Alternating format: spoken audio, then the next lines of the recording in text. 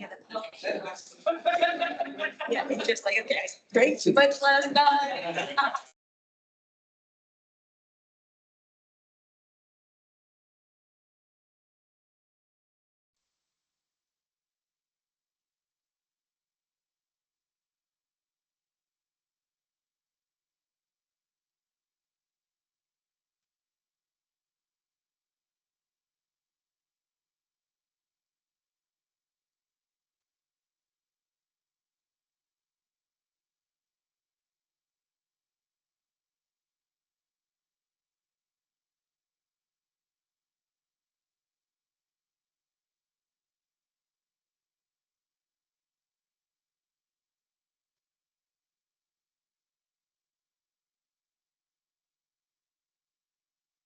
Okay, we need, gotta stay hydrated.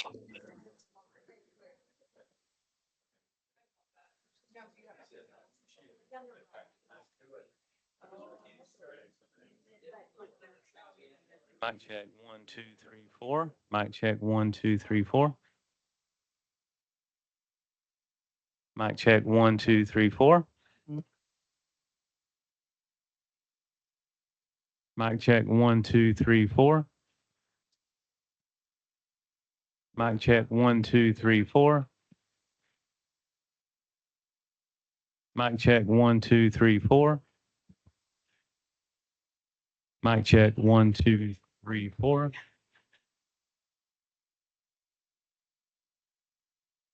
Mic check 1, 2. Mic check 1, 2, 3, 4. Mic check 1, 2, 3, 4.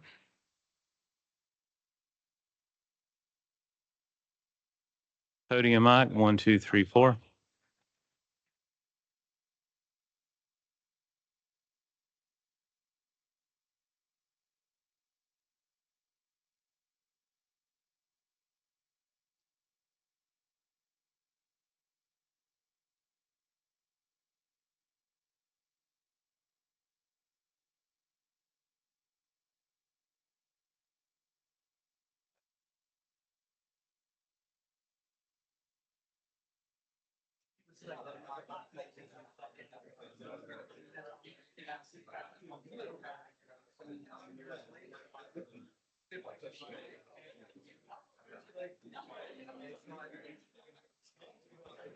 One, two, three, four.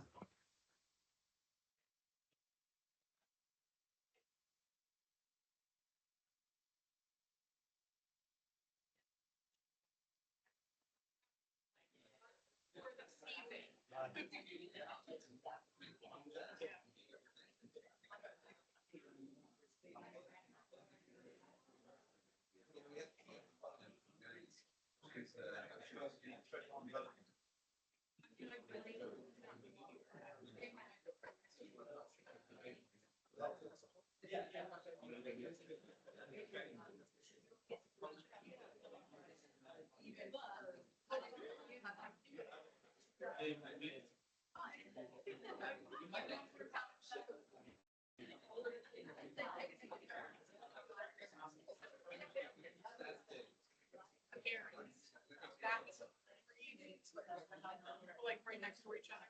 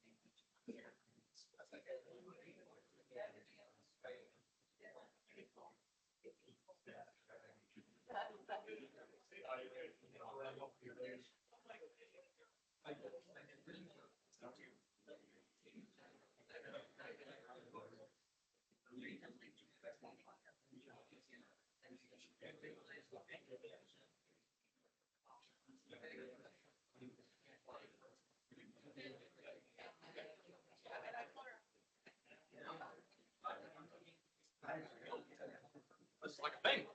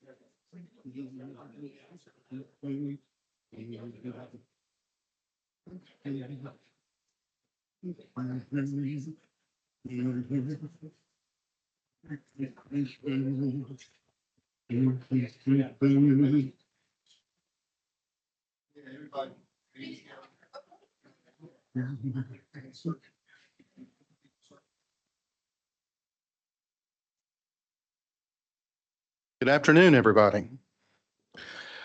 I want to welcome you here to the culmination of, 5, 6 weeks of work from our friends at the UNCW Cameron School of Business and our friends from Guilford and the University of Surrey. I'd also like to welcome the staff and our board members who could attend. The purpose of our meeting today is to look at the results of the ILM residency. When I learned that CFPUA, the Cape Fear Public Utility Authority, was going to be the recipient of this year's project evaluation, I was ecstatic. Having personally been through this program, I know the value of a degree from our institutions and of this particular oversight. So I want to thank everybody from staff to students to instructors who were involved. I'd like to invite Dr. Rebecca Gadis to the podium to get us started off.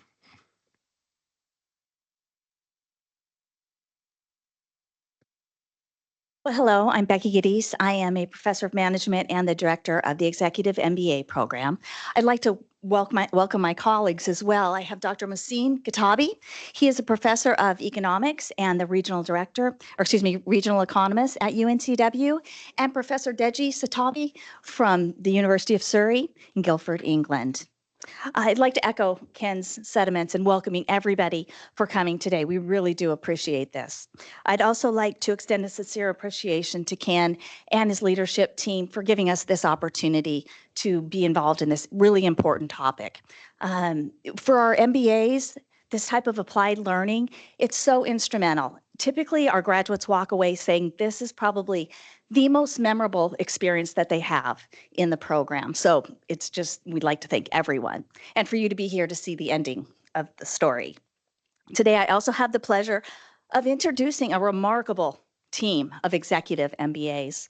They're going to dazzle you with their academic prowess through their journey here at UNCW in Surrey, but they also bring a wealth of professional experience from their careers. I provided the board with their backgrounds there, so you'll see a lot of industry experience is being brought to the table.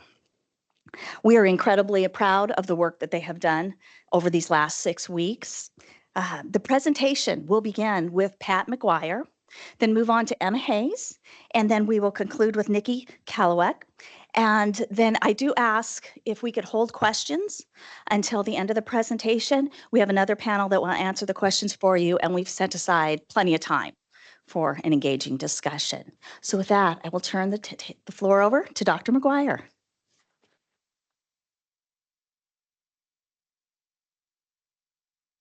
Thanks, Dr. G. On behalf of our Executive MBA team from UNCW, as well as our colleagues from University of Surrey in England, thank you particularly to Ken, to Elizabeth, to your leadership staff, and the entire staff with whom we met. They were exceedingly generous with their time and information sharing, particularly over the past week and prior.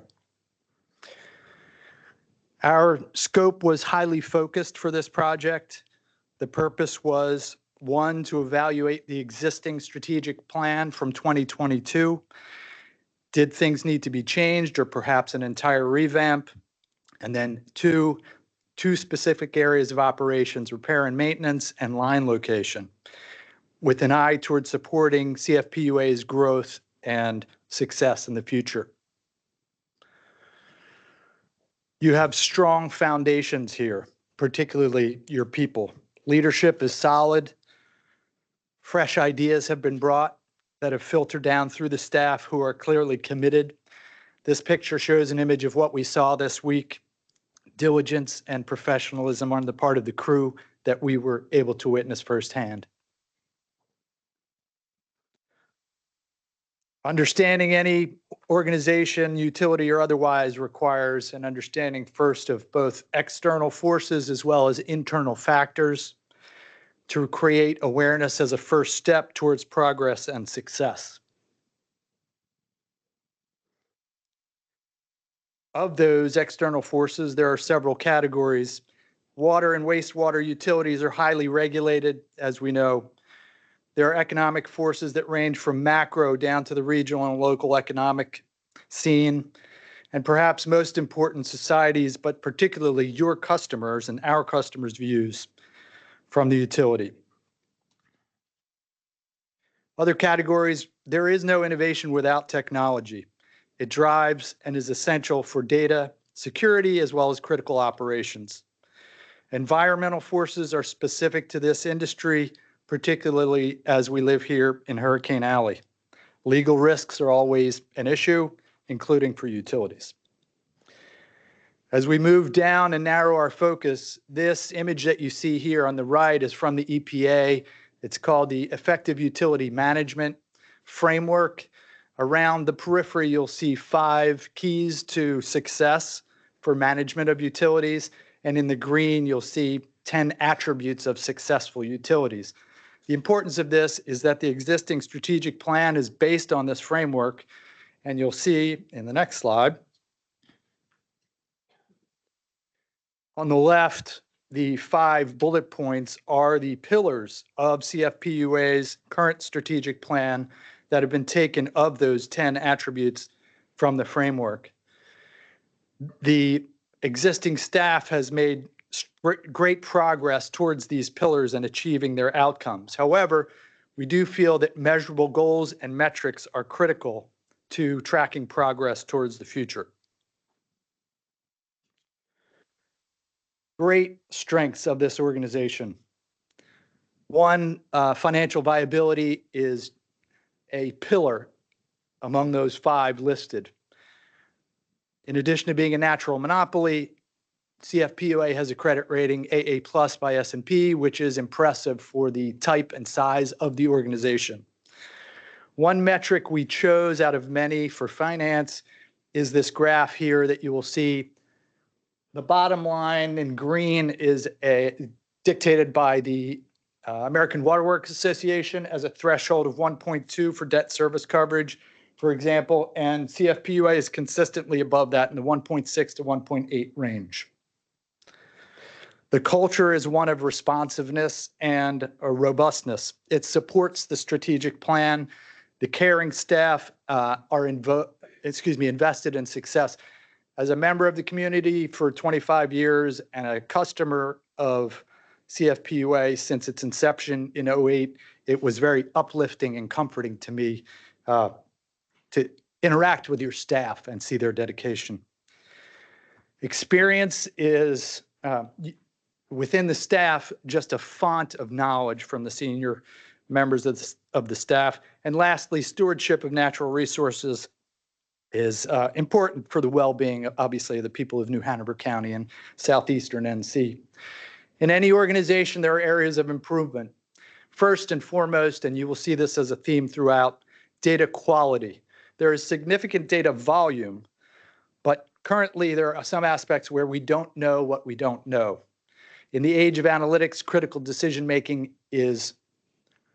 relies heavily upon the quality of the data. As far as training and development, we witnessed a significant amount and discussion of on-the-job training, which is wonderful, but not sufficient. We feel there's an opportunity to modernize and standardize in that regard. As far as stakeholder engagement, one other metric that we reviewed but didn't post here, the AEWWA governing body talks about a metric for customer service of complaints per 1,000 accounts. And their threshold is roughly 1.5 as a median. CFPUA is somewhere a little bit above 3, so it might be just one metric example where they can continue to work. On the other hand, the survey that they sent out in 2023, that the authority sent out, shows a well over 80% satisfaction rate overall with their services. So they're doing well in a lot of regards. As far as infrastructure, we have a long history on our streets, particularly downtown, as those of us who live locally know.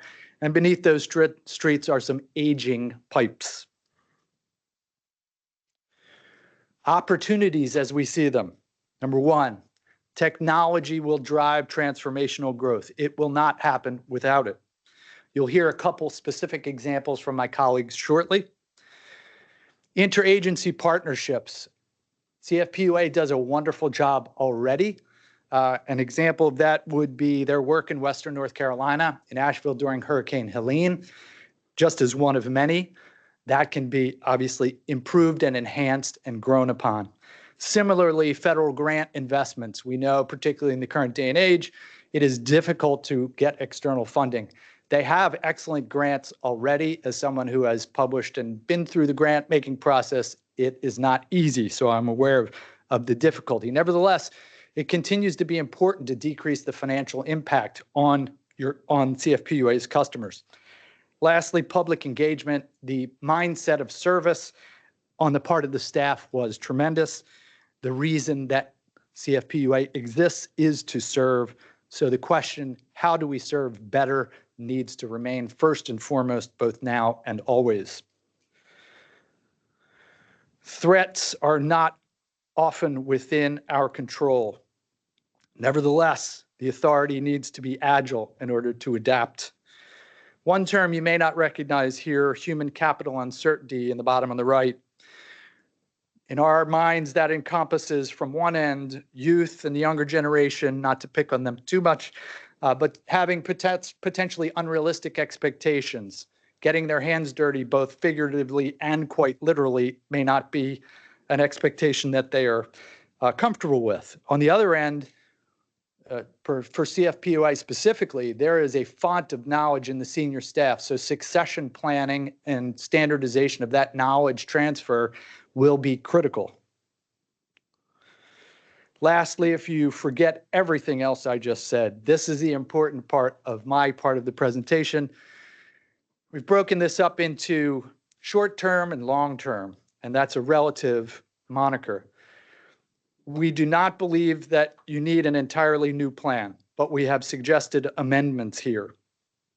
The top three: bridging gaps between the strategic plan and operations using SMART goals, and the acronym is described there, standardizing workflows and training, and then enhancing stakeholder management. In the long-term aspect, one framework that's often utilized is management maturity modeling, which is basically an iterative process where you measure, you execute, and you measure again on various aspects. The ones we believe you should focus upon are establishing data governance framework, expanding analytics, formalizing benchmarking, and optimizing risk management. With that, I will pass the clicker to my colleague to talk about operations.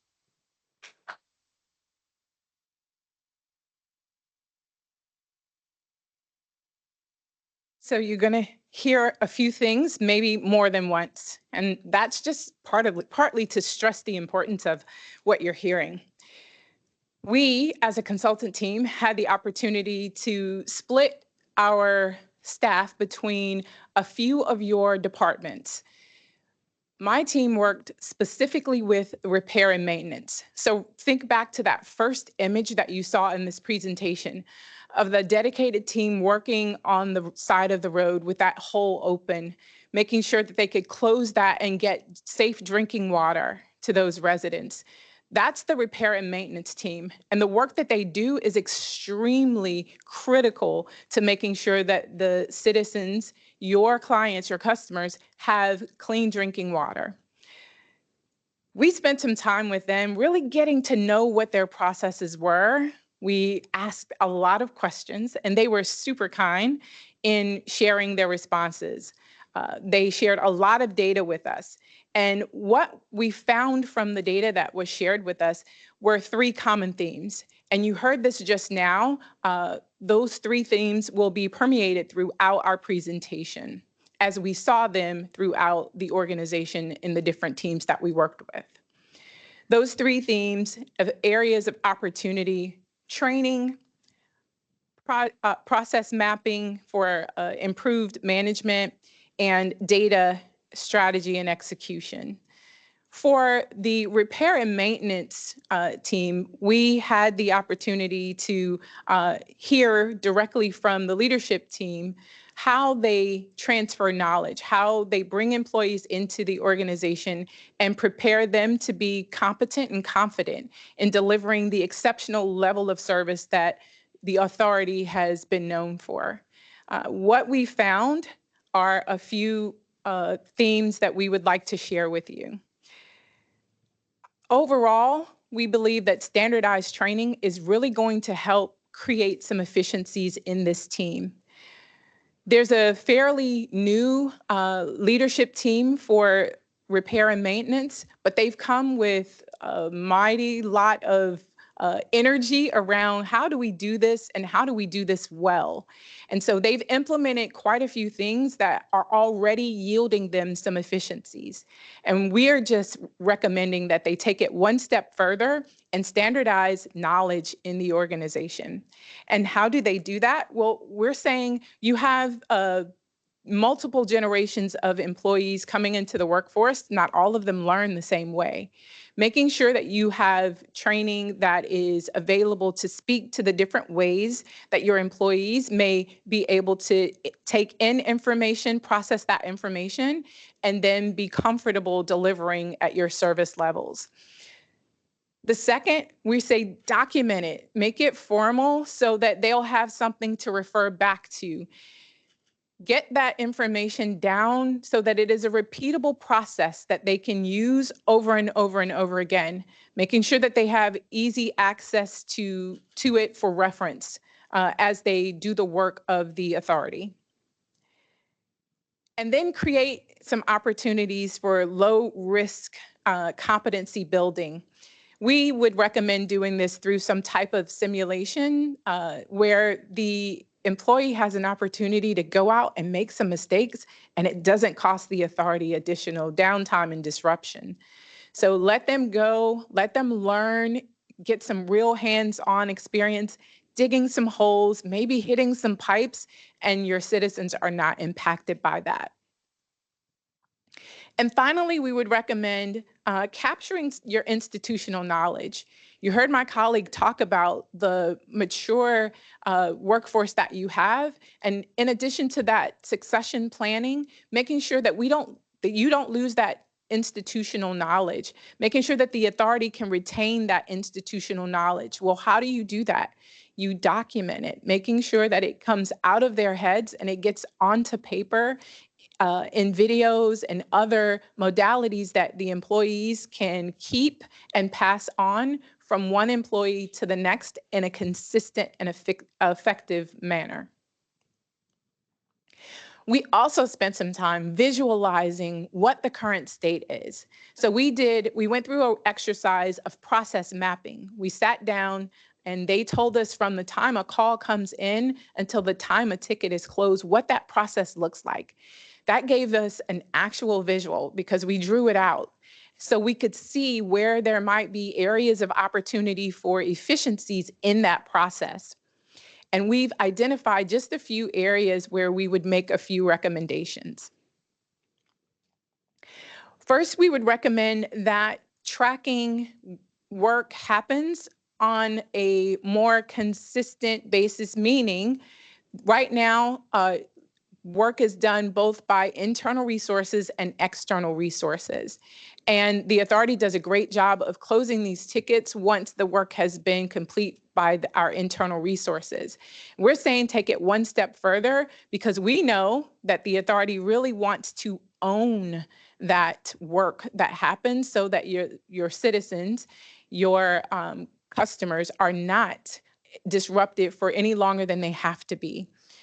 So we would say, even if an external partner is doing the work, that someone can circle back to make sure that that work is done so that those tickets are, once they are closed, they're officially closed. And it's no longer an open ticket to the citizen on the other side. They also see that work is closed. So owning that is going to help making sure that you track it from beginning to end. The other recommendation would be you're already doing a hybrid approach for the work that comes in. We recommend continuing that hybrid approach.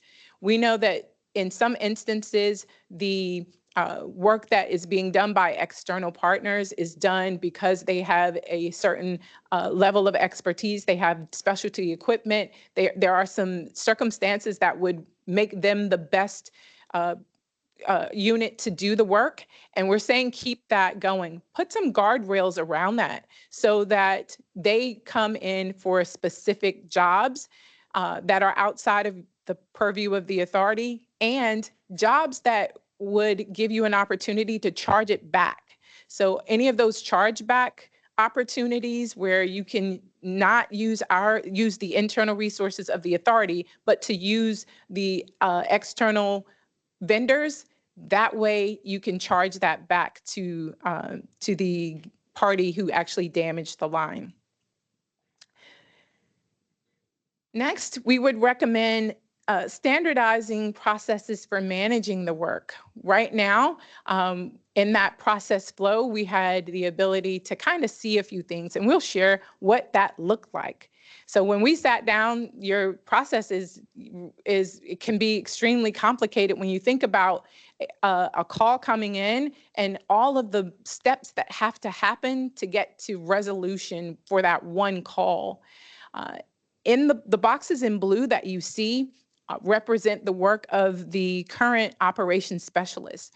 But what you don't see documented here is that each one of those blue boxes may have 5 or 10 calls that has to be made, and multiple steps that have to happen, primarily because the operations specialist isn't in the field doing the work. There's someone else in the field and they're reporting back.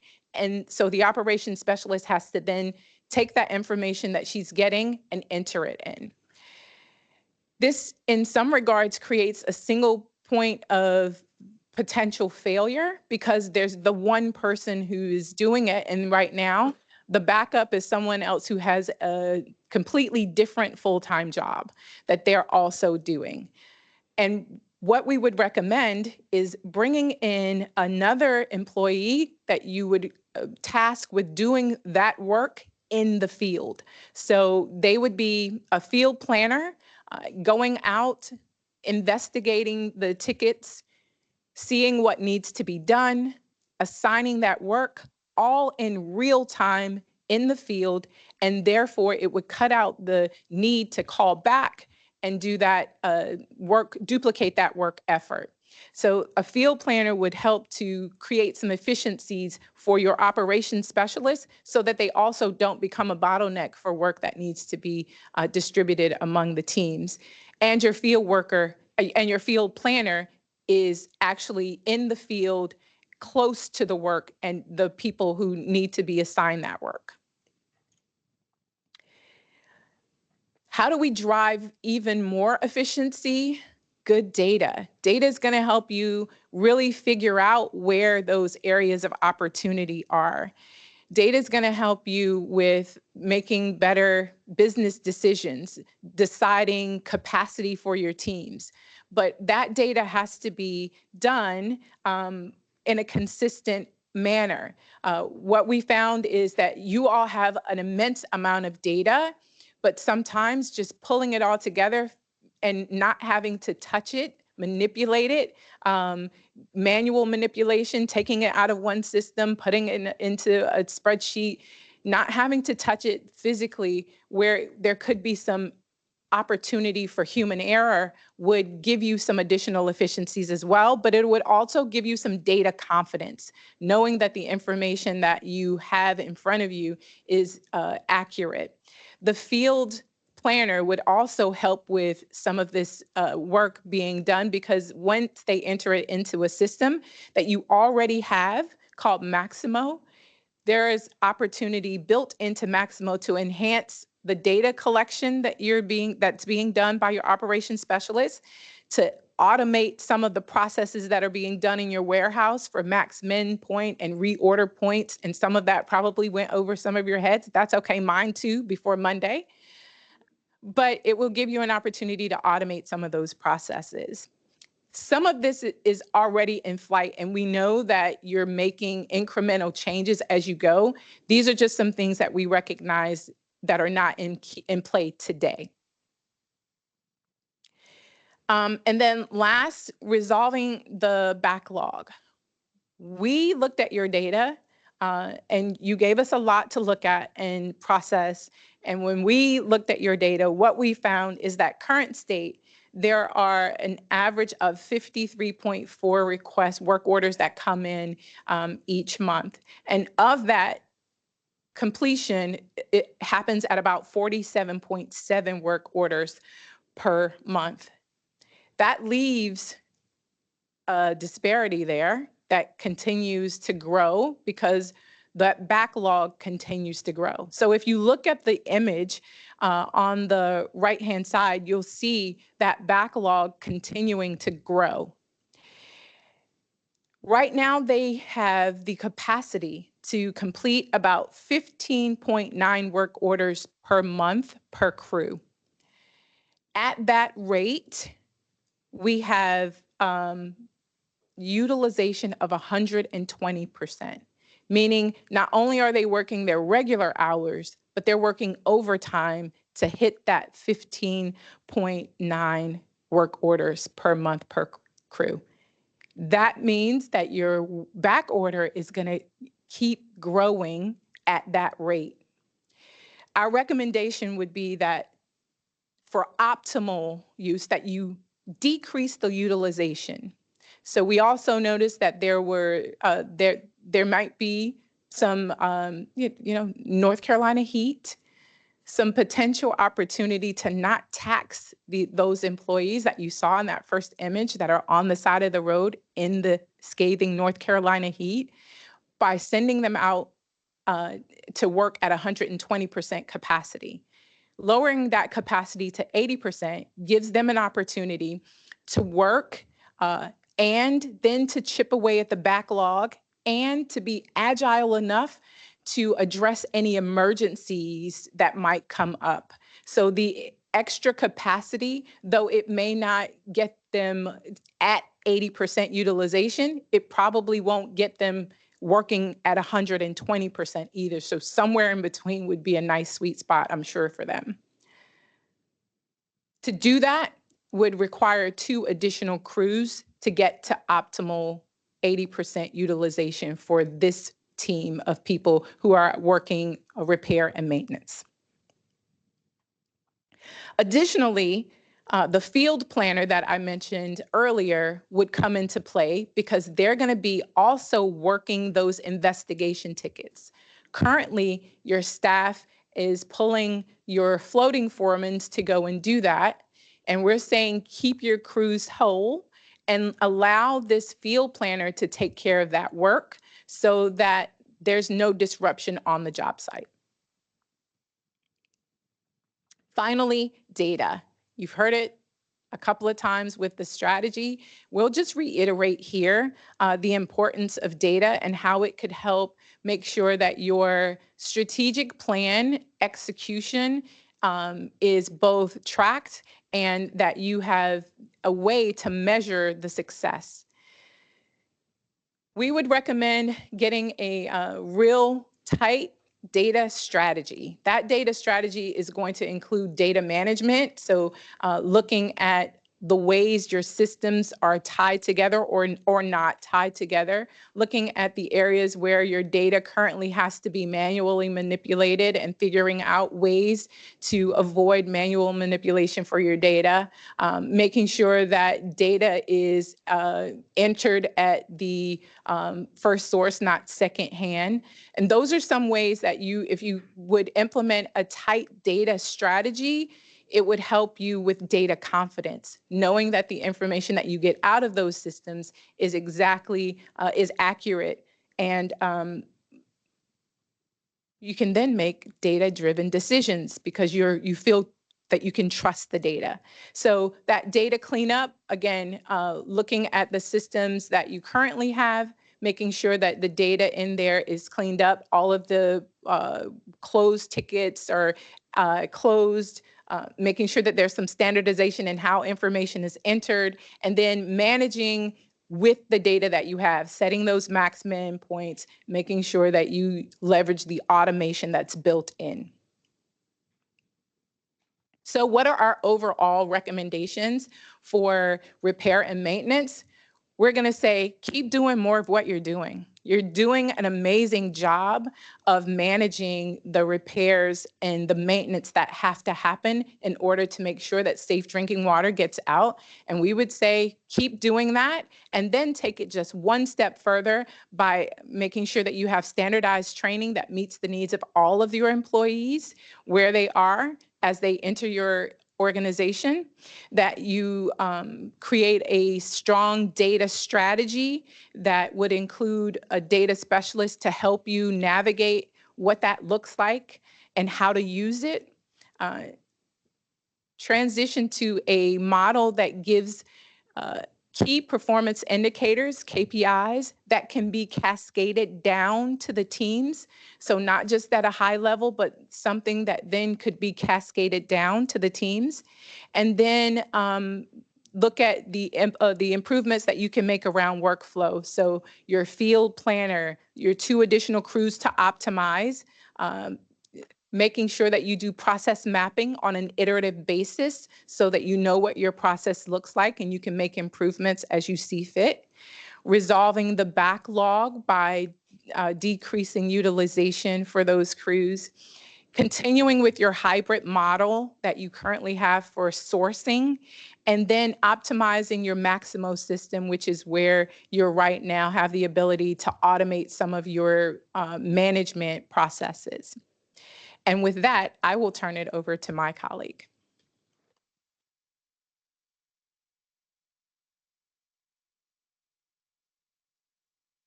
Hello, everyone. I'm a little shorter. Thank you so much for bearing with us. We know we're throwing a lot of information, but it's all really good content. So time to look at our line locators. Line location is not something you think of in every day. They are the team that comes out when you're not there. And suddenly when you come home at the end of the day, it looks like there's hieroglyphs on the street, but it's not. They are key markings so no one will come out and damage the work that has already been put in place by the authority. So keeping this in mind, it is part of everything. There are not going to be specific benchmarks for me to compare it with because it's already been brought in. But after meeting with the line location team over this week, there's some great things happening here, and the authority should be really proud of that. So let's take a look at it. Some things to really hone in on is the culture of the team. It is a close-knit team of 7 people and their leader that work together hand in hand. They are looking to expand the team, but within that team right now, there is a breadth of the knowledge that has been passed on from leader to team member to new team member. There's also a very high retention rate, and in today's economy where there's ridiculous turnover, the fact that they have members that join their team and don't want to leave says volumes about what this team is doing collectively. The other key part is communications. They are working in tandem together. It is a full comprehensive team mentality. It's not a you or I, it's us. What can we do to make sure we can move forward? The other thing that we found very interesting was the interdepartmental support. If there is a need for the repair and maintenance crew for extra set of hands, a line locator can go out.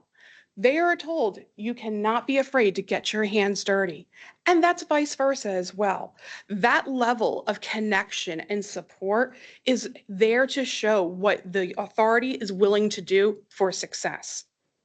And as you've heard several times by now about data analytics, here they have an amazing platform called Locator Logics. It is a fantastic feed that takes all the tickets submitted from NC 811 on a continuous basis and loads it up into a dashboard. It helps to plan out the most effective route for the locators on a daily basis. They've also recently implemented vehicle GPS tracking. This is going to be astounding for us, to which I will get to in a moment. Even though we did this and we saw all these amazing things, we were able to find some other key things, specifically when it comes to the numbers. First off is operational assessment. When we looked at the authority, we realized they are currently having 7 employees, but budgeted for 8, and they are currently hiring that person. They are collectively able to close 68 tickets a day. That means boots on ground, on site. Together, they're able to close then over 2,000 tickets a month. Now, I want to have this pointed out that we did look out to see if outsourcing was feasible. And there was an opportunity there, but it didn't work out that great. The external subcontractor gave an additional 2 locators. During that time, they were only closing an additional 9 tickets a day, which came out to be 200 tickets a month at the cost of over $110,000 over 5.5 months. And I want to make this very clear is that when we say outsourcing may not be the best bet, there is an initial investment to grow this team at $108,000. But that is salary, fringes, the cost of a new vehicle, as well as computer and uniforms. After that initial investment, the only thing that will be moving forward is going to be the salary, benefits, etc. But that is then guaranteeing the authority a well-trained, well-dedicated, and someone to bring in so they know the work is being done the authority way. So when we're talking about tickets, there's not much data, as I mentioned before, but thankfully, we were able to pull some data right here in North Carolina.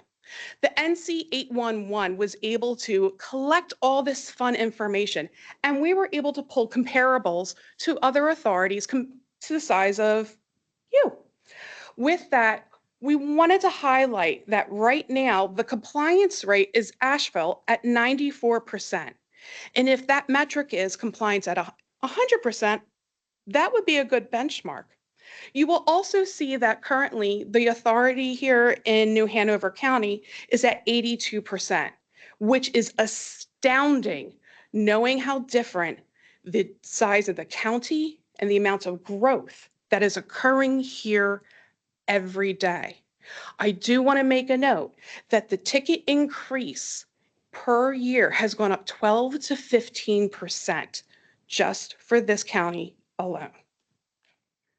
So let's continue down this comparison. We are like, okay, 94%. Where are we stacking up? So let's break it down even further. When this data was collected at the time, line locators only had six employees on the team. Now they are at 7. The total tickets completed for the month for Asheville was 3,000, while CFPUA was at over 3,700.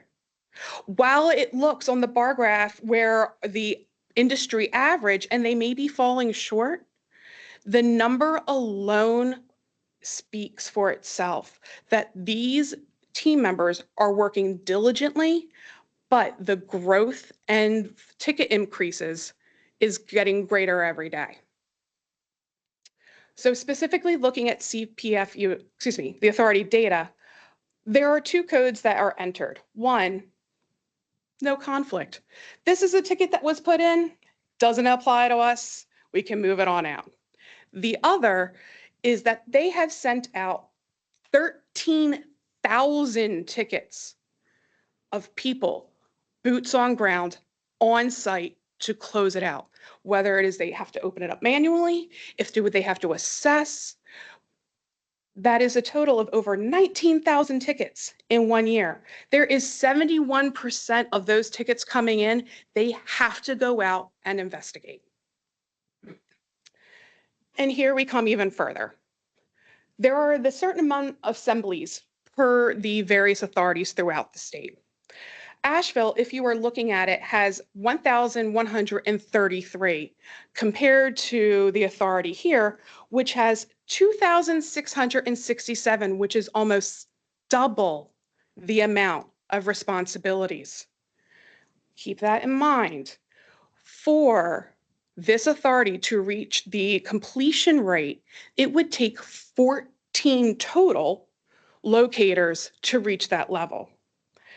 We are not saying to go out right now and hire an additional, at this point, 7 new locators, but to realize, understand the gravitas of this number is to realize looking at how we are comparatively to a potential benchmark. Something else to keep in mind is House Bill 247. This has just been passed and will be enacted on October 1st. For those of you that are not aware, for the NC 811 system, there is a 15-day window of opportunity. After that, the ticket expires. You could put in a new ticket, but there we go again. This bill offers an opportunity for your current locators to have an additional 2 weeks to close a ticket properly. And that's amazing because while we know there's fires that need to be addressed immediately, this gives that extra time to the team without additional tickets having to be submitted time and time again. And we also looked at current onboarding practices. As of right now, there's 30 safety videos that every team member has to review. And then they immediately go into the rotation of working hand in hand with veteran team members, each learning the ins and outs, because you're never going to have a standard 9 to 5 job. It's not going to be a rinse and repeat position. The training time can go anywhere from 10 to 20 weeks. And then we looked at, because we kept on digging, no pun intended, fleet and zone management. Fleet management is that every time a locator comes out, they have to drive from their place of residence. They go to your central location on North 23rd Street. They have to grab their car and then go start their day. All these vehicles also are baseline domestic models for support. The zones, which are able to be built into the locator logics program that I mentioned earlier, are able to effectively help plan the most efficient way to address the tickets for the day. There is some issues regarding start time disparity due to the fact, since you all live here, you know how it can be when you try to go anywhere at 7, 7:30, 5, or 12 from one end of the county to the other. It can take anywhere from 20 minutes to 2 hours. Also, there's going to be some discrepancies in routing as well. And last but not least, there's going to be workflow disruptions. We've talked about the issues about emergency tickets that come in that need immediate eyes. Sometimes the closest person may be on the other side of the county. So that person will have to finish what they're doing, go to where the emergency is, handle it immediately, close that out, then go back to where they were to finish their route for the day. So these are our recommendations, and they're going to feel like a little rinse and repeat, but these are also, as mentioned, indicative of what we are finding throughout. Maximize your data systems. So locator logic is housed by a product called Norfield, which has an add-on data analysis program called Inside Logics. It takes all the NC 811 data and produces all ticket close times, hotspots throughout the year.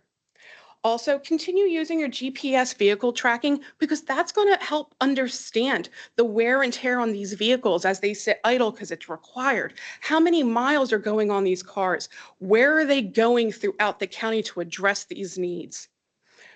And as has been mentioned, we want to make sure that you're doing more comprehensive data analysis. It's not easy. I had to take a class on it. But here's the thing to keep in mind, is that the data is going to help show where you need to go. You just need to make sure the data is there to review.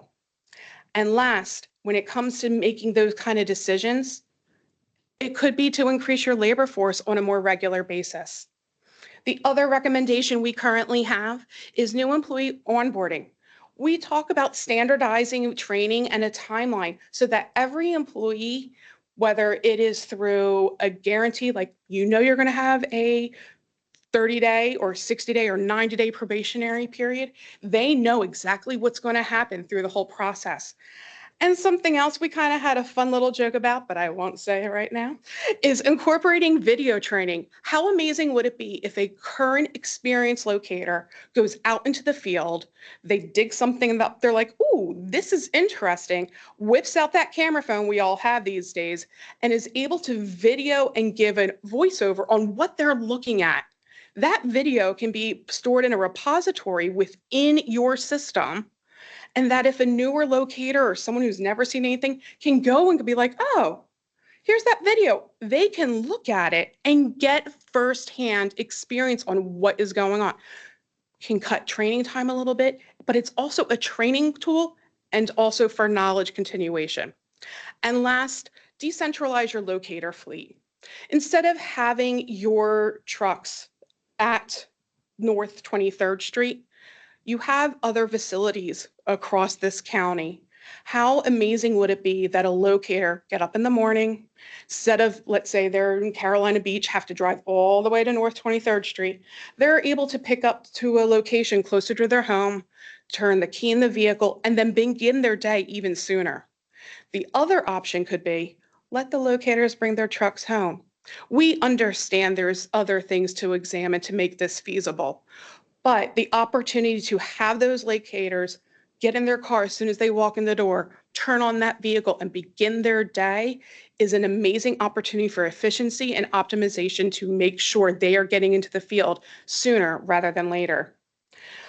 This also can show for scalability. As the team could potentially grow, you can then diverge so people can then grow further out and it's not all required to come in and recycle. And this allows for quicker market responsiveness.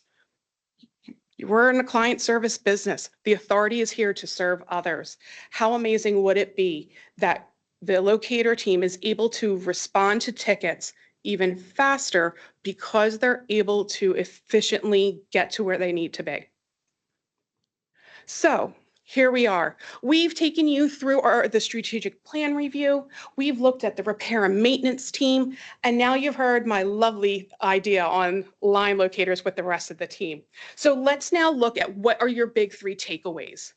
Invest in your training. This is your biggest commodity, or your people. Invest in it. Leverage the data that you have and invest in what other sources to get the data to support the arguments to make this a better and stronger workforce. And lastly, streamline your workflows. I know I'm guilty of it too. Writing the process down is exhausting and tiring, but it is there to help for continuity and to make sure that it is as efficient as possible. So thank you so much, everyone, for taking your time and your attention during our presentation. I now kindly invite Bruno Machado, as well as Andy Gravestock and Adam Springs and Bob Roberts and Dave Allen to come up for question and answer. We will also be passing out the executive summary as well for you.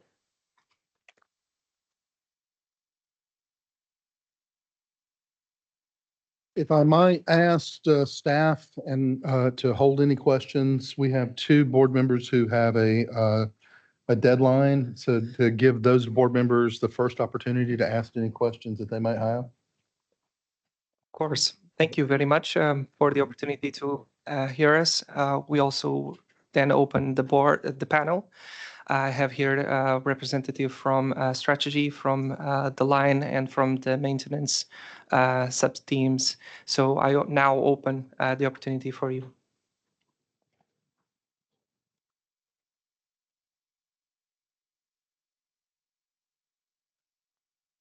So, all of the very good recommendations, and thank you for being here for the meeting. We struggle with this as a board. Many of your recommendations were adding people, adding people, adding people. That adds costs to us. And what I didn't see in the presentations is here's opportunities to remove costs. And so do we have that? Is that further deep, further in the, just in the weeds, or, do you have opportunities? I mean, because while it's great, we have to balance, we don't have an unlimited pot of money. Thank you. Yeah, I think especially if you look at I think the big bucket of money we're looking at is the repair and maintenance piece, where we're talking about planners, we're talking about more people in the field. I will say one of those five, we've done the 5 total, and we currently have 3. One of those additional 2 are already in the business plan. So what we're looking at is adding on an additional to be more in line with steady state. What I would encourage is we do that in more of a systematic incremental approach. Let's look at how are we leveraging our external contractors to respond to some of these emergency events. Is there anything we can leverage with bringing on that crew as well? Again, we don't have necessarily we have the data and the time set now to look at that in more detail, but that would be something I would look at as you strategize what's the next steps. But again, the cost of bringing an external contracting crew to look at that one job is sometimes in the 3 to 5x of what you would spend in your in-house crew. I mean, the locator example was perfect. I mean, Right, it's like, locator, yeah. yeah. So, Does that answer that question? Hopefully, some more detail. Okay. We've spent a lot of time and I guess in money in the HR department. How are we set as far as ability to do all this training you're talking about? I mean, you didn't say add anybody. Are we equipped to do the training that we need? Sure. So sorry, are you asking how much is it going to cost to train these additional Well, people? I'm Or just saying, as far as our in HR, the staffing, as far as getting the training done, how is that going to happen? And are we set up to do that internally now? So you currently do it at the minute on the job training, particularly for the line locating team. And the system works quite well. The elements that we were talking about are more administrative in terms of recording of what's actually happening. So the processes are already being done. It's just they are not formalized in a process that's easily accessible by everyone. So in terms of a cost, there shouldn't be too much time, like physical cost, mostly a bit of time in order to get the SOPs written. Is that an answer to your question, or?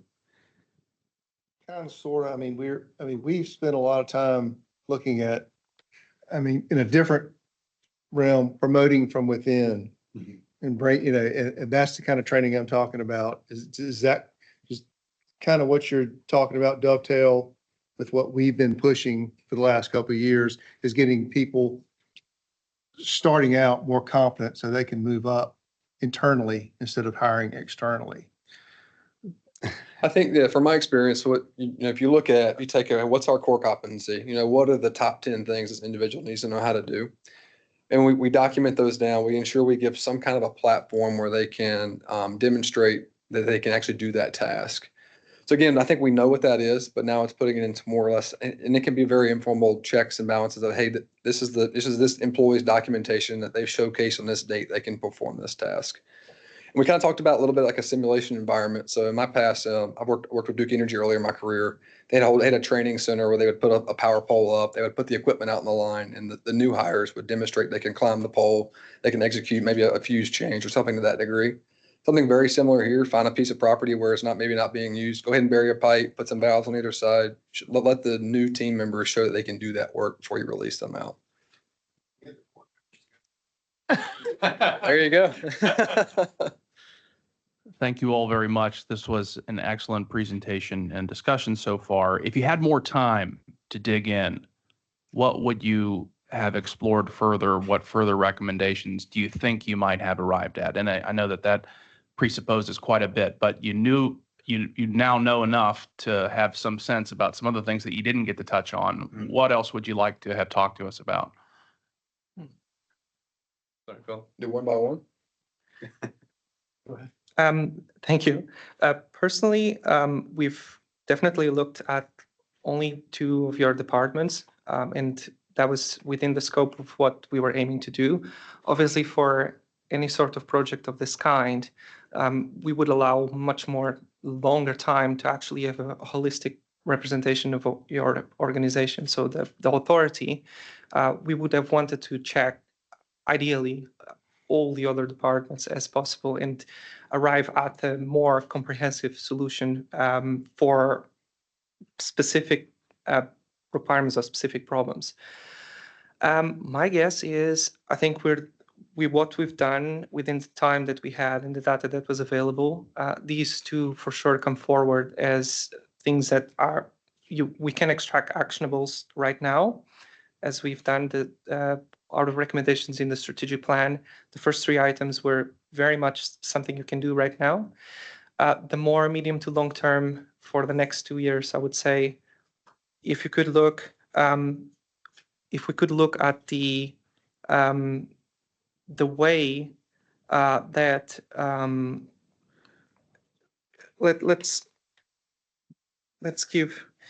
if we could look at the way that we're doing the benchmarking, right? I think the benchmarking is the point that will require some work, and we would want to see more information on what we have around, what are your peers, and how we can help the authority to understand your peers and match your peers. And that comes with the necessity of having the data that is important for that, right? The data that is important to benchmark you. So we would want to continue that work to help you to drive the metrics that are necessary to then create the goals that are needed to progress and to continue. Does that help? Yeah, that's helpful. I was hoping that you had maybe something that you had identified, even in the limited context in which y'all were able to work, some further thoughts outside of those departments. And maybe I'll just give you a really difficult example and you guys can give me your feedback on it. regionalization of the water sewer infrastructure in the southeast of North Carolina to go beyond the boundary that CFPUA currently exists within. That's a big idea. People talk about it periodically. Do you have any feedback that you could give based on limited context of information that you've been able to accumulate on how something like that might work? That is a good point. With all public authorities, we've seen some of the threats would be acquisition, but there are some trends in the industry that movement is part of what's happening, right, in the water industry, and consolidation, right, consolidation efforts. I don't have an answer right now about that. The data that we have was definitely limited for that scope, but I think it's a conversation that can be held with more study. Yeah, yeah, go ahead. Nobody wants to listen to me. Come on. Let me get in here. I've been drinking water for a long time. I'm allowed to talk. I mean, come on. Okay, so I think if we had a little more time, something that I would like to look into would be the supply chain that CFPUA is involved in. Close. I'm sorry. CFPUA. Okay, yeah, I apologize. I'm not very good with acronyms or numbers, but the supply chain is something that's always very interesting to deal with in a unit, and dealing with something like that just takes a lot longer than we've had the opportunity to be here for. And when you get a supply chain figured out, you can generally correct a lot of problems in other places just by fixing the issues that go through that. So that's something I would have liked to have had an opportunity to. Thank you, sir. Many of your recommendations related to data analytics. Did you see the need, and forgive me my cold, did you see the need for additional investment in IT staff, or what would that look like? Because I would imagine that it wouldn't just happen on its own, and our field staff are very busy. Yeah, absolutely. So you have infrastructure in place. You've got quite a vast amount of data repositories. So we're talking about Maximum. We're talking about all the other platforms. You have a team of IT personnel. It was 17, so quite a large number. What you need now is to organize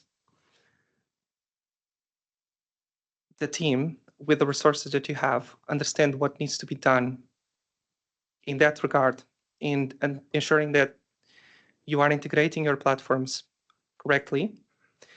What constitutes data? How must the data be kept? And how you are already also doing a lot of work in cybersecurity, for example.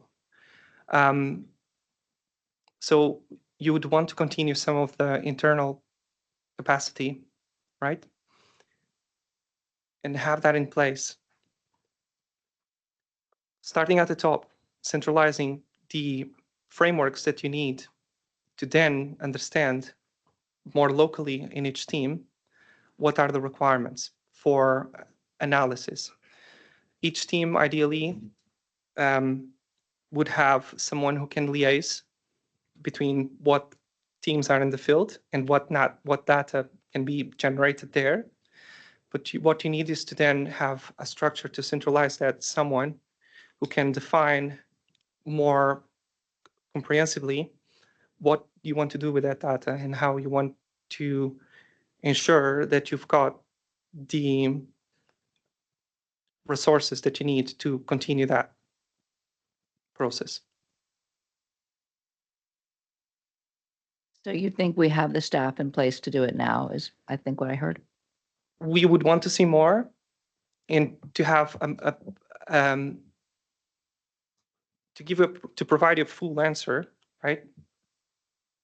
We would want to see deeper, but from what we've seen right now, what we are seeing right now is that you can create efficiencies with what you have. I would start that as a good point. Okay, ensuring that at least are we entering all the data that is needed? Is everyone entering the data? Are we entering the data correctly? So I would want to answer that first. And we've seen that we may have some variation in the teams. You may have some teams that are entering the data correctly. You might see other teams that probably would benefit from some of that work of being able to enter the data either accurately or timely. You would want to harmonize that throughout all your different departments, okay? That would be a good point.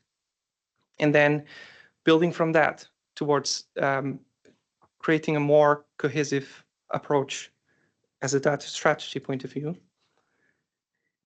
If you need some investment on infrastructure, because we were talking about videos, right? We were talking about storing all this information. It's an approach that you would have to do on a project basis if you have enough capacity there to support some of those activities.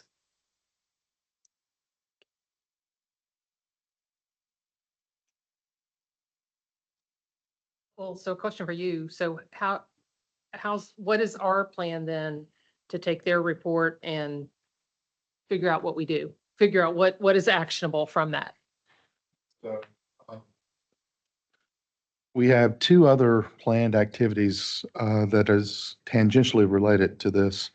Next Tuesday, we have a vendor coming in and giving our key staff an education on the use of artificial intelligence in the water sector. So that's a piece of the puzzle that staff need to think about when we're looking at this. And then the second meeting it will actually be the third second meeting that we need to undertake after this, is we have a data analytics team who are looking specifically at the questions early that were raised by our outside observers. Like, all right, what are our various data sources? What are our various data applications? And what are the challenges of integrating them? The report from that team is scheduled for next Friday.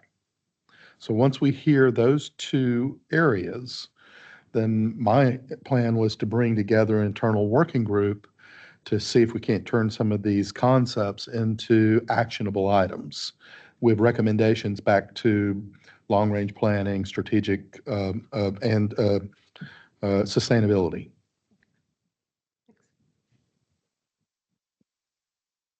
Any more questions? We're also open to the public. Thank you very much. I've got to run to another meeting. This was a delight. I really appreciate you all putting the hard work on this. Thank you, sir.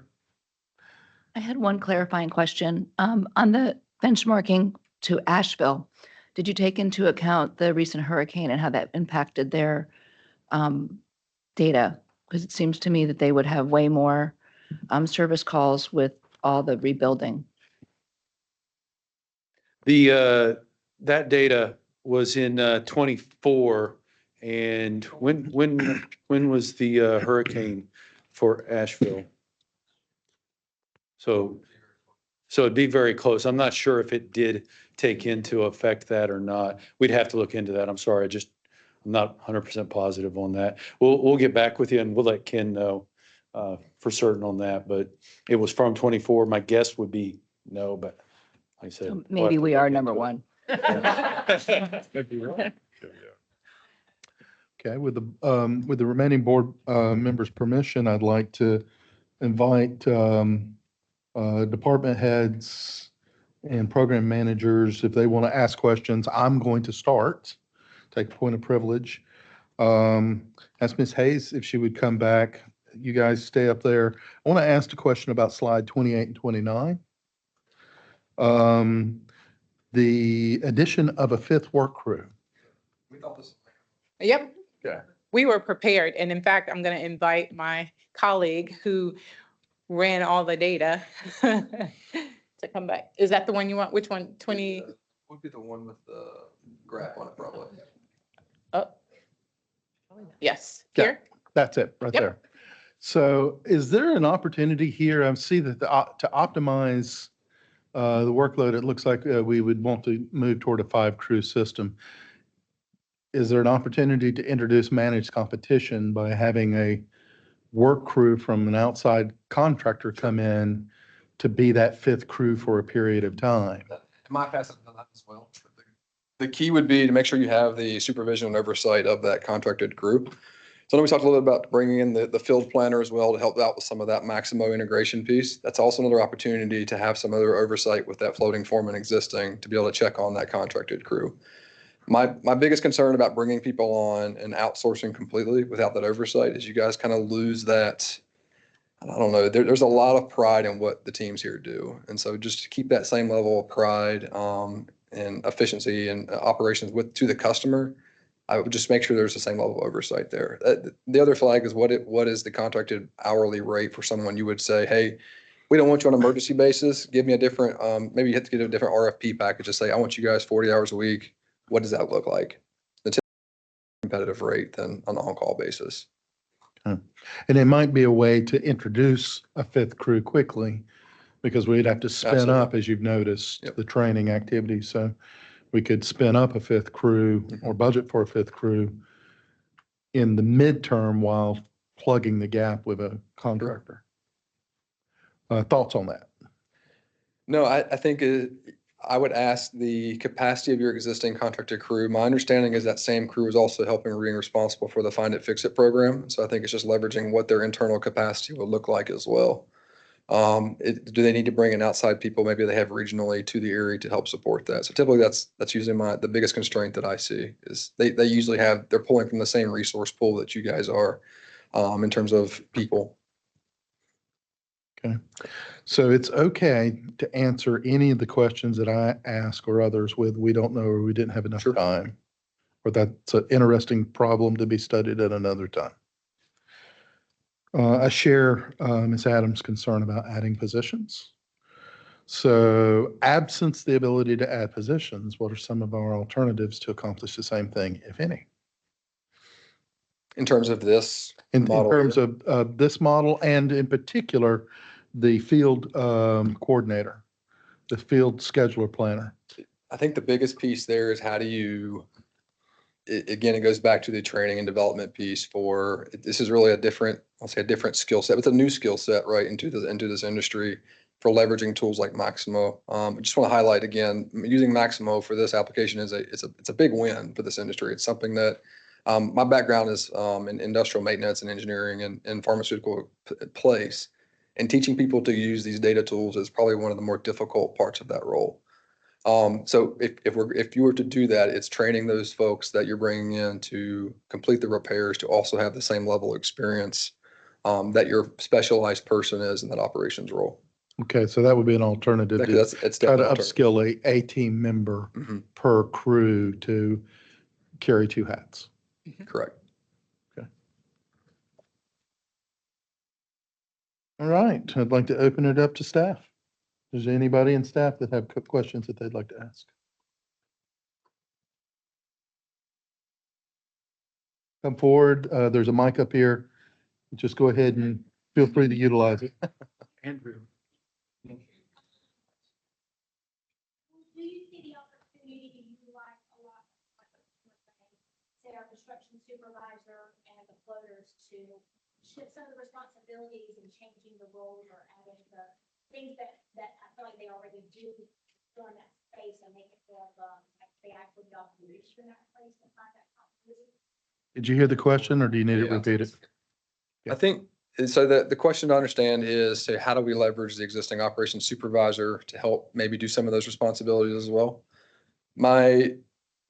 In an area where we're trying to train and onboard a very young, inexperienced workforce, my watch out there is how do we ensure we're getting the right level of training and care to that person? So typically when you're onboarding a new team, you want to put a lot more time and focus on those individuals. And I would just caution of putting your supervisor more in that administration role because you really want them to be spending time with those individuals, making sure that they're doing their repairs correctly and following up on those activities. But I think as a long-term maturity piece is we're not trying to staff up. Typically you could take a step back and how do I further drive efficiencies with that core team? Because now they're established in their roles. It's more or less instead of building, now you're optimizing. Okay, I have a follow-up question. When I see the commonality of recommendations across the areas and the summation, can you discuss, or are you comfortable discussing the relationship these recommendations to a management system? This looked a lot like Plan, Do, Check, Act components. So is a summation that we need to? Yes, I guess that would be a fair, it would outside certification be a route towards memorializing your recommendations for ISO standards. Pardon? Well, ISO is his favorite term. Yeah, sorry. Several times. It's my favorite term as well. Oh, fantastic. Which one? I, Was I that can, 14,000? Oh, brilliant. I can think of one for your risk management. 13,000. 31,000. 31,000 of 2018. As one piece of documentation that describes risk management and helps with the risk management process. You do have some elements of risk management already built in throughout the organization. Some elements of the team are responsible for doing some of those tasks. What we're thinking is elevate that function higher within the organization, and you're able to centralize and actually provide the framework that you need to then do that consistently and have the improvement organizationally, right, over time.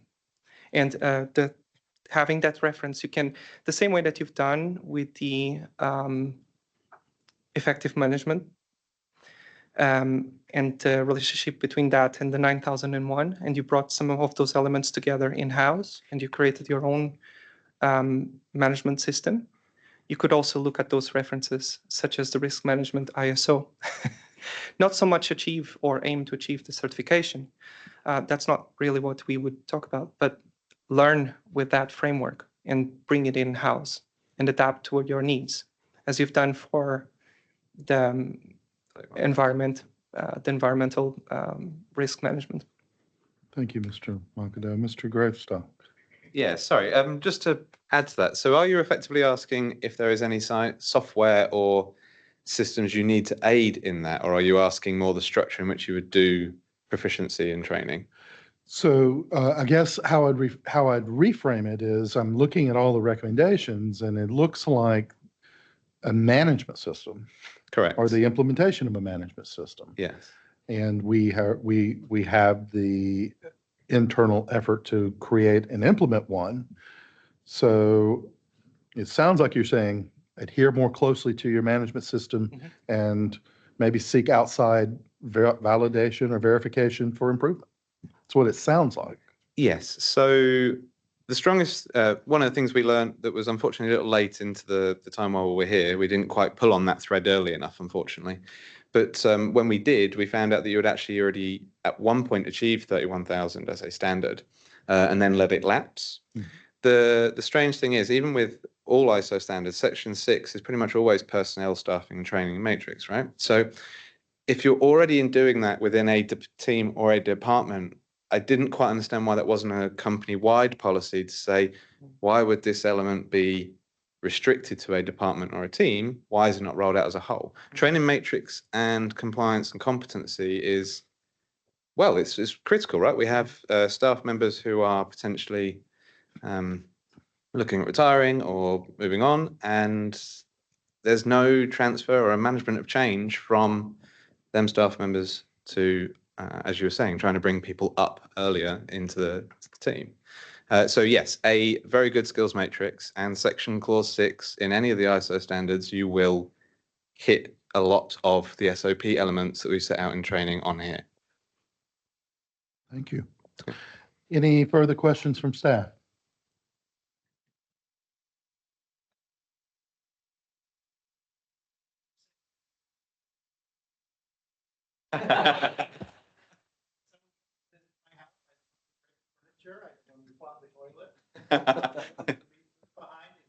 You managed on all accounts, and you were really going to miss whenever they would have breakfast for lunch.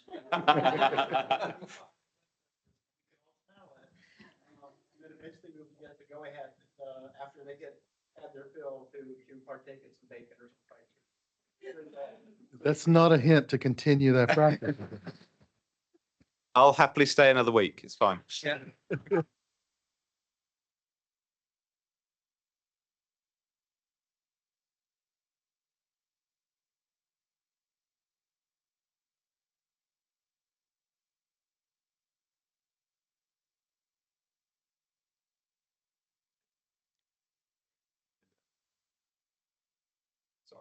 No, sorry, that was outside of the scope of what we were looking at. Sorry. Good answer.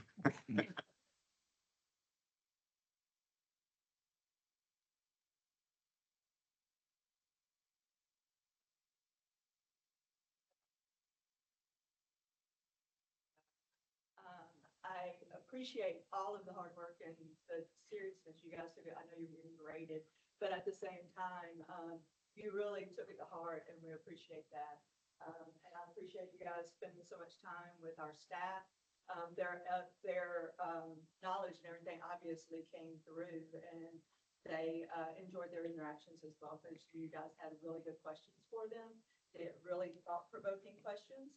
Those were some of my first comments, but also I appreciate the effort that you went through to really dig down on these numbers, because I know a lot of the data we gave you is like, okay, it's this spreadsheet, oh, but this data back here, we're not so sure about this data, but start here. And, so even with the metrics and things, so I appreciate your willingness to dig into that and the time that you spent going through Maximo workflow with the guys. You spent, 4 hours with our planner and our guys that are doing all the workflow processing and our estimate management person that is doing that. So, I mean, and it takes a lot to dig into all of that. With all of that being said, I see all of the things that you took in, and we do training, which, I think you already know that, and we could document it done in a different way, but, and we have identified some of the things that you guys have identified, but there's several here that we have not really identified. And one of the things that we really struggled with is using the data that we do have to pull the metrics that you pulled out right here to justify new positions, which is one of the reasons this group hasn't grown over years, although we saw a need, being able to tease it out to put it in the justification for the BCE has been a struggling point. Maybe part of it is because we know the history of the data. But the data is gotten a whole lot better over the last several years. And so the data that you have is we have a whole lot more confidence in than the data we had in the past. So whereas our boots on the ground, I mean, we've been talking about the management stuff, but whereas our boots on the ground people, would you see them taking any of this information? And if you were a person leaving this building as the frontline supervisors, what would you be taking from here that you can take back to your staff and say, okay, we as a group, what management's going to do, but we as a group, we can go ahead and start doing this. I mean, we've got some SOPs written and everything in this group, but we don't have all of them. I mean, there's plenty of room for additional SOPs. Yeah, I think I go back to my experience in plant maintenance and where we're working on PMs, calibrations, work orders. And I think a lot of that, it stems out to organizationally, what does the group want to do and how do they want to be monitored? So there's some key metrics that if I'm in repair and maintenance, do we want to look at our backlog? Do we want to look at our average days to closure? Do we want to look at maybe job hours that are allocated that maybe were not fully allocated from our payroll system? So what do we care about as an organization? And then down a level from that, if I'm an operations supervisor, hey, is my crew inputting all their time? Hey, what's my current open work order log? How long have these work orders been open for a certain amount of time? So a lot of those metrics need to be thinking about how do we as an organization want to manage that? And then it's just taking a step lower and kind of feeding that back up into the model. So again, very, very simple ones that you guys already have the data for is, work orders requested that month, work orders completed, average time to close. And a lot of this stuff you guys have the data for now. It's again, going back to that strategy model, how do I tie all these systems together to make it easier for you to pull to where you're not manually manipulating and creating a role just for that?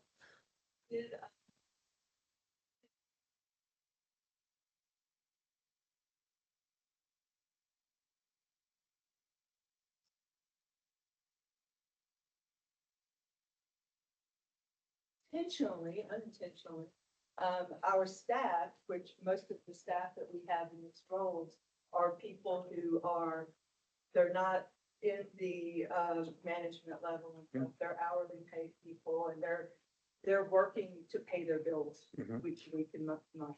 And I'm not saying we need to continue with overtime, I'm saying, but that is something that they become somewhat dependent on. So, in taking all of that in, how do you see that conversation going and stuff as well? If you were a person taking that. Absolutely. I think that is a big worry, right? So if I'm going to effectively be cutting somebody's paycheck 20%, right? So if we're taking away that, what other avenues do we have to improve there? I think the selling point there is a big piece of, hey, we're going to effectively reduce our safety exposure as well. So part of that is, what are we losing on lost time incidents already? And from a business perspective, again, going back to the individual, if the individual is wanting the additional time and different effort to put in, and maybe they can go learn something different. I look back to the Find It, Fix It program, as where our understanding is that's primarily going to an external contractor. How do we leverage our internal teams that are looking for some different exposure to do something different than the urgent on-call versus let's go do a planned job and do something different that we didn't do yesterday?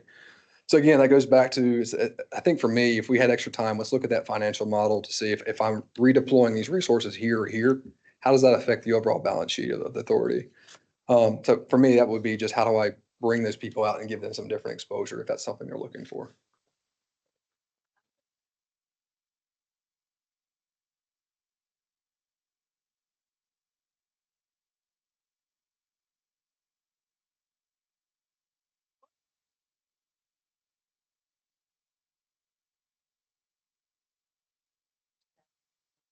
The rest. We have a policy, and I was curious where it aligns with other people. Talking, but so I'm going to quickly say, in my past, we used to be, it was more governed by so at that time was what customers are requiring you to adhere to. So if you have a large volume customer, typically they have a wellness program that they want their suppliers to adhere to as well. But we kind of adopted that internally. For us, it was a 60-hour work week. And sometimes that was very hard. Like, you've got people, again, in a manufacturing facility making products that people need. How do you bring somebody off when you know that process needs to run? Very similar approach for this team here is am I really going to pull somebody from a job, keeping somebody from having drinking water? That's a hard, and then going back to the additional capacity, having additional teams that are already overutilized, how do I bring them back into the mix? Okay. The numbers here, I don't get into the IT stuff and that kind of stuff, but what I see here is an argument we're going to be having in the next couple of years. And we're having an LRP right now is taking in the upper level, increasing salaries, or on certain jobs, you just put that labor on the balance sheet and that's kernel. Yep. And here on this end, we spend a lot of money on Find It, Fix It, but we also have a substantial contract for emergency services. And that's where, I gotta leave, but that's where I would be looking to take that money from. If you got an extra crew, are we preventing? Correct. Those very expensive emergencies that, we've had one emergency that would fund, one emergency was $2 million. That funds a lot of crews. Right. So there's a trade-off there that I think we need to look at. Right. And that's the external, internal battle that we're gonna be having in the next couple of years. And what was small that could have been prevented earlier that turned into an emergency that now we had to respond to. Small problem. Right. Big problem. Yeah, the drip into a flow. Thank you. Thank you. Thank you very much. Thank you. Thank you.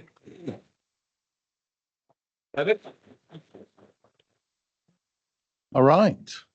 I think that we are good. If we have any follow-up questions, we'll have some period of kind of congratulations right after the formal meeting. Again, I'd like to extend my thanks to our peers and our partners from the two universities from coming and giving us this wonderful report that we can now take back and work on.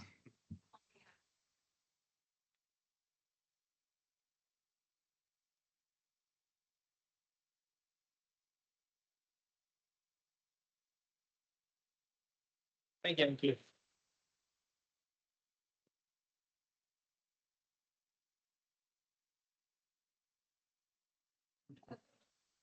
We have to direct questions over and we'll work on answers.